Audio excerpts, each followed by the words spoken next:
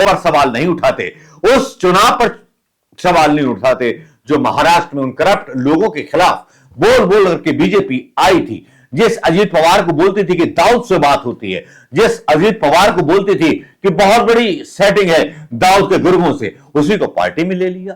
वो ने जो मजाक उड़ाया था कि कुत्ते को बिस्कुट डालते रहे, तो ये कुत्ते के लायक भी नहीं, और जो कुत्ते के लायक नहीं उसको भारतीय जनता पार्टी ने सीएम बना दिया। जब से मोदी जी आए तो लोग खिलखिला करके हंस पड़ते हैं। तब मुझे समझ में नहीं आता कि कौन लोग हैं जो मोदी जी के लिए और बीजेपी के लिए वोट डाल जाते हैं, जिन मोदी जी का मजाक गली मोहल्ले चौराहे पर उड़ाया जाने लगा है।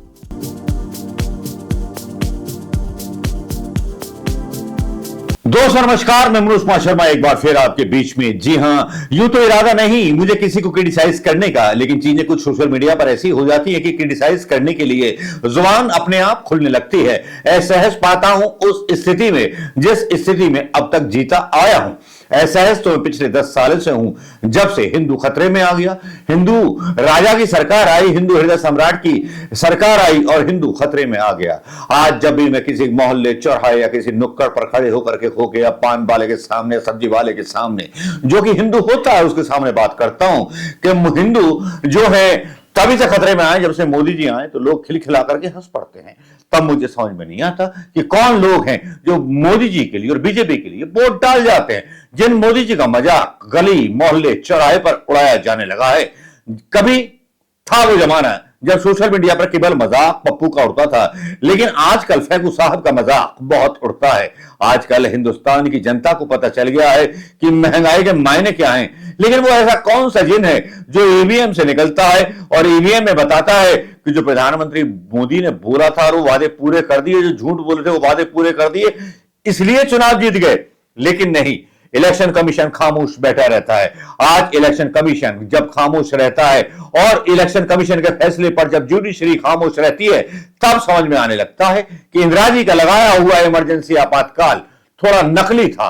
असली होना चाहिए था मोदी जी की तरह, जो आपातकाल ना कहा जा सके, जिसको आपातकाल घोषित ना करके आपातकाल लगा दिया गया, जहां जुडिशरी को, पत्रकारिता को और 3-3, 4-4 खंभों को उखाड़ करके कब्जे में कर लिया गया। उत्तर प्रदेश में पत्रकारों की हो रही हत्याओं के बारे में तो हमें जानकारी होगी, लेकिन हम इसको भुला नहीं सकते। जानकारी तो जानकारियां होती हैं। उत्तर प्रदेश में क्राइम रेट जिस तरह से बढ़ा है, उसकी सोशल मीडिया पर जो चीजें आ रही हैं वो शायद कम आ रही हैं। क्राइम रेट इससे ज्यादा है, रिश्वत का रेट इससे ज्यादा है। पटवारी हो, पनवाड़ी हो या जो भी हो, एसडीएम कोर्ट तक, सीओ कोर्ट तक रिश्वत खुलेआम चलती है। जिसके पास पैसा है उसका डंका बसता है। यह है उत्तर प्रदेश की यूपी पुलिस की कहानी, और होनी भी चाहिए। जिस यूपी पुलिस में लोग खुद रिश्वत देने के बाद भर्ती हुए हों, तो वो अपना तो भैया टारगेट पूरा करेंगे, और टारगेट एमएलए साहब का भी पूरा करना है, मंत्री साहब का भी पूरा करना है। कुछ ऐसी ही खबरें, दर्दनाक खबरें जब सोशल मीडिया पर सुनने को मिलती हैं, तो मुझे लगता है ये भ्रम फैलाया जा रहा है मोदी जी के खिलाफ या योगी जी के खिलाफ। योगी जी तो ऐसे है ही नहीं, उनका कोई बाल बच्चा नहीं, लेकिन फिर भी रिश्वतों का बाजार गर्म है। हो सकता है कि योगी जी के जो अधिकारी हो वो लेते हो, उनको बदनाम करा देते हो, या फिर पुलिस की इतनी धौंसिया ताकत उत्तर प्रदेश में दिखाई देती है, जहां एक पीतल का घंटा चुराने वाले आदमी को जो है एसपी सरेआम धमकी देता है कि आगे से ऐसा किया बेटा तो पैर पे गोली लगी है, आगे तेरे सिर में गोली घुसेगी। भाई अपने अपने फंडे हैं। अमित शाह का फंडा अपने बेटे को बना दिया। सबके फंडे ही फंडे हैं, और फंडे किसके ना होंगे? मोदी जी के खुद फंडे, ईवीएम से लेकर के हर चीज तक। अब आप ही देखिए कि विश्व शर्मा झारखंड में जाकर के नफरत के बीज बो रहे हैं। नफरत के बीच वो क्या बोल रहे हैं, किस तरह से भड़का रहे हैं, दंगे भड़काने की कोशिश। झारखंड के हिंदुओं को और वहां के आदिवासियों को भड़काने की कोशिश किस तरह से की गई, मैं बता नहीं सकता। हमेशा के लुप्त हो जाएगा, हम हारेगा ना। ये पीताम्बर नीलांबर सिद्धू कानू भगवान बिरसा मुंडा का भूमि इरफान अंसारी आलमगीर आलम लूट लेगा ये लोग। हमारा बेटियों को लूटा, हमारा जमीन को लूटा, हमारा सरकार को लूटा, हमारा अहंकार को लूटा। हमें आवाज उठाना है, हमें बीजेपी, आजसू, जनता दल, लोक जनशक्ति पार्टी, ये जो एनडीए है ना, ये एनडीए को वोट देके हम झारखंड को एक नया झारखंड बनाना है। अटल बिहारी वाजपेयी विष्णु शर्मा जो कभी कांग्रेसी थे, इतने मतलब नफरती कांग्रेस नेता थे, मैंने कभी सोचा नहीं था। राहुल गांधी ने इससे ज्यादा तवज्जो अपने कुत्ते को दी, तो इससे ही मुझे पता चला कि वो जब मजाक उड़ाया गया था, हेमंत बिस्व शर्मा ने जो मजाक उड़ाया था कि कुत्ते को बिस्कुट डालते रहे, तो ये कुत्ते के लायक भी नहीं, और जो कुत्ते के लायक नहीं उसको भारतीय जनता पार्टी ने सीएम बना दिया केवल पॉलिटिकल माइलेज के लिए। राहुल गांधी भले ही पॉलिटिकल माइलेज की चिंता नहीं करते, लेकिन ये आदमी क्या कह रहा है, असम का मुख्यमंत्री, ये लोकतंत्र और इलेक्शन कमीशन की धाराओं के खिलाफ जाकर के बयान दे रहा है। इस पर सुप्रीम कोर्ट को एक्शन लेना चाहिए, और कांग्रेस को इसके खिलाफ चुनाव आयोग में शिकायत करेगी तो होगा कुछ नहीं, लेकिन विरोध दर्ज कराना चाहिए सारी इंडिया गठबंधन की पार्टियों को, और पीछे पड़ जाना चाहिए, और खासतौर पर अखिलेश यादव का जो स्टैंड क्लियर रहता है, कम बोलने में बहुत कुछ, ऐसा समझ जाना कि हिंदुस्तान की जो ताकत है और जो पैसा है वो अदानी को लुटाया जा रहा है। अदानी के जो है मुंबई में बहुत सारी जमीनों पर जो है निगाह है। यहां एक बॉम्बे प्लान लेके आया जा रहा है बीजेपी के द्वारा, के बॉम्बे डेवलपमेंट प्लान, जिसमें बहुत कम एकड़ जमीन की जरूरत है, लेकिन 20,000 एकड़ जमीन पर अदानी दावा कर रहा है, जिसको क्लियरेंस करने के आदेश प्रधानमंत्री मोदी ने दे दिए हैं। अब समझ में यह नहीं आ रहा कि भारत सरकार से बड़ा अदानी हो जाएगा, जिसके पास काफी ज्यादा लैंड बैंक होगा, जो 70 सालों में सरकार के पास रहा करता था, या फिर सरकार के पास होगा, या सरकार बस सिर्फ जुबान चलाएगी और चुनाव प्रचार करेगी प्रधानमंत्री मोदी की।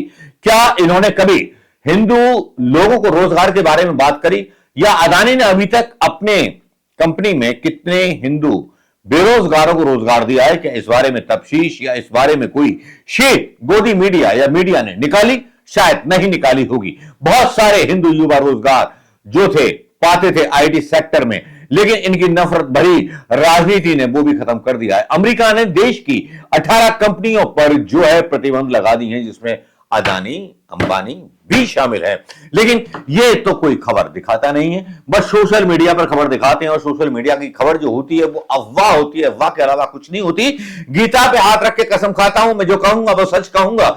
आजकल सोशल मीडिया पर भी यही बोलते हैं लोग कि जो कहूंगा, सच के अलावा कुछ नहीं कहूंगा, और प्रधानमंत्री पब्लिक के सामने जाकर के बोलते हैं मैं जो कहूंगा, सच के अलावा कुछ नहीं कहूंगा, और सच के बोलने की जगह वो किसानों की आय दुगनी करने की बात करते हैं, सबकी आय दुगनी करने की बात करते हैं, बेटी पढ़ाओ बेटी बचाओ की बात करते हैं, लेकिन झूठ कोरोना में इंजेक्शन के सर्टिफिकेट बांटे जाते हैं जिस पर प्रधानमंत्री मोदी के फोटो लगे होते हैं, और उनको बनाने वाला जिसके साइड इफेक्ट्स बाद में नजर आते हैं वो भाग जाता है, अपना बसेरा कहीं और बना लेता है।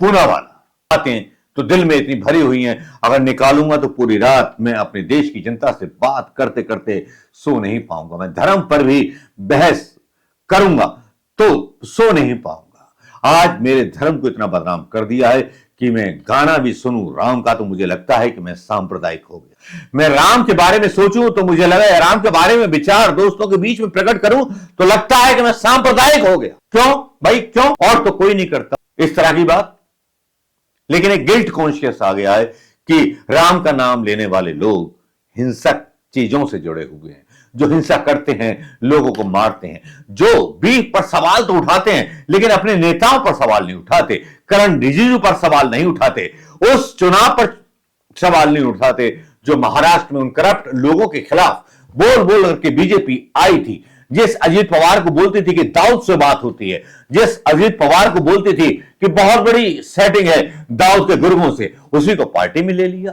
वो जो महाराष्ट्र को बेच रहा था अजीत पवार, उसी को पार्टी में ले लिया और उसी के साथ मिलकर के चुनाव लड़ रहे हैं। कैसी गंगोत्री है, कैसी गंगा लेकर के आए कि जो बीजेपी में आ जाएगा वो देशभक्त बन जाएगा, जो बीजेपी में नहीं रहेगा वो देशभक्त नहीं है।